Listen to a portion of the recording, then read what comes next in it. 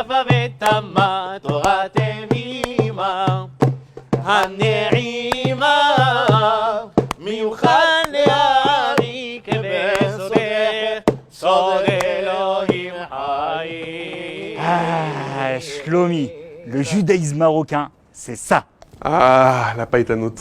Mais attention Fredj, le judaïsme marocain, ce n'est pas que ça. Ah oui? Ah, mais enfin Fredj, le Maroc c'est aussi les sages de Fès, de Meknès, de Rabat, de Tanger ou d'Essaouira, des petits enfants qui apprennent par cœur toute la Torah, les plus grands kabbalistes. Et on peut découvrir tout ça en Israël? Oui Baba, Samuel, mets tes babouches, direction Jérusalem.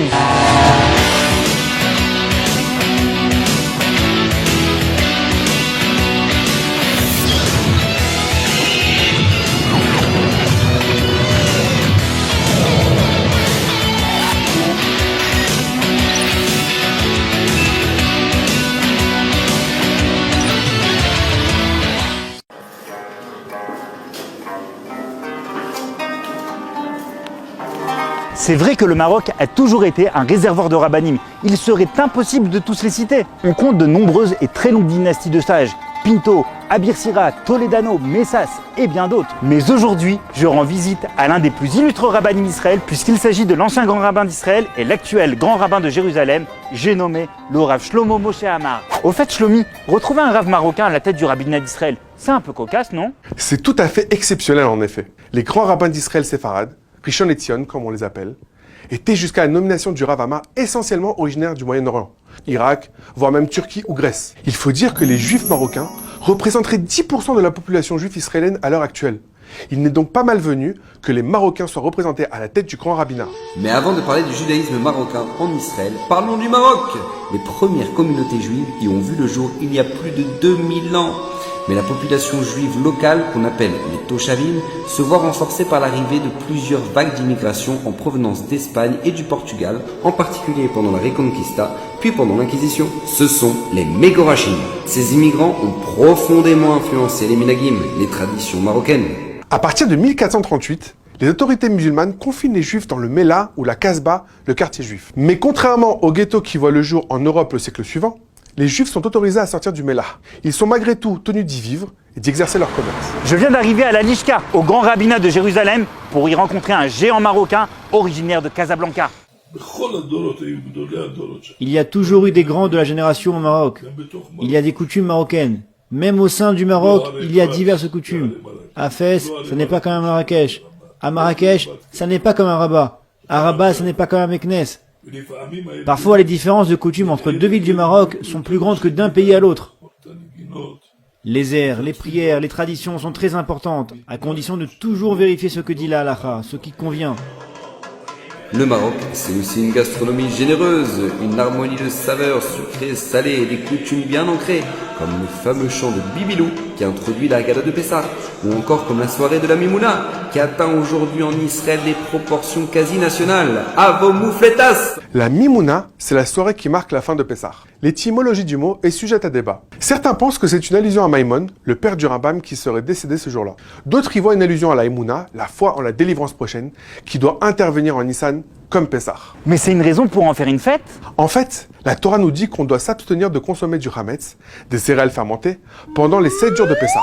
7 jours et pas plus. C'est pourquoi on organise la fête de la Mimouna juste après Pessah pour consommer à nouveau du Hametz. L'occasion de faire la fête, de savourer des mets délicieux, autour de paroles de Torah et de profiter d'un bon concert de païtanout. Justement, je suis en présence d'Eli Dayan et de son fils Yoel, deux païtanim exceptionnels. Yoel, en un mot, la païtanout c'est quoi? La païtanout, ça vient du mot piyut, qui signifie chant liturgique et qui est basé sur des textes de la Torah. La païtanout marocaine a pour source l'Espagne, puisque les Juifs, lorsqu'ils ont été expulsés en 1492 d'Espagne, ils ont importé ce qu'on appelle ce patrimoine andalou, qu'ils l'ont importé au Maroc. Donc, les tzadikim, ils avaient l'habitude de chanter. Par exemple, j'ai des photos dans certains livres où on voit Rabbi Haïm Pinto de Casablanca avec son luth, avec d'autres tzadikim qui étaient en train de chanter pour Akadosh Baruch Hu. Dans la liturgie marocaine, on a plusieurs modes musicaux. Et chaque mode musical s'appelle un makam. Ah, la bat de colle, ça c'est Makam. Chez nous, les Bakashot, chaque Shabbat d'hiver, c'était chaque Shabbat un autre monde. Il y avait des milliers de mélodies. La musique, le chant, ce sont des arts très spirituels. Ça a une grande importance dans la mystique juive, la Kabbalah. Et Rabbi Chaim Ben Attar, l'Or HaChaim Akadosh, Rabbi Amram Ben Diwan ou Baba Saleh furent tous d'éminents kabbalistes. La Kabbale, c'est l'enseignement ésotérique de la Torah, le secret des âmes, des réincarnations, les fameuses étincelles de sainteté, les nitzotzot de Gdusha enfouies dans la matière, que l'on raffine à travers les mitzvot. Justement, la Bat-Kol, je suis en compagnie de Rav Moshe Eliaou Bousso, petit-fils de Baba Saleh. Rav Moshe Eliaou, pourquoi la Kabbalah est si importante dans le judaïsme marocain? Il faut dire d'abord qu'il y a deux courants principaux de la Kabbalah du judaïsme marocain. D'abord le courant ancien, la Kabbalah ancienne, et puis le nouveau courant qui est basé sur la Kabbalah du Harizal. Ils sont arrivés au Maroc, les écrits sont donc arrivés même au fin fond du Maroc, dans la région par exemple de Tafilalet où il y avait toute la famille Abou Khatira.